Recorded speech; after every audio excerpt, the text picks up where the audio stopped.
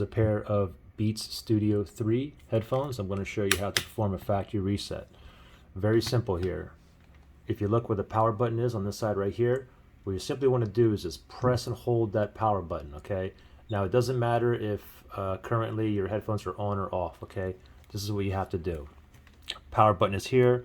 Ready, set, go. Press and hold and do not let go. Keep on holding until the white light either becomes solid or the lights go off completely, okay? It takes about 10 seconds or so typically, so just keep holding here and just wait. Okay, I got a solid white light, that's what I want. Let me go ahead and let go, and now it's going to turn red 3 times. 1, 2, 3, and it just factory reset, and now it's ready to pair again, okay?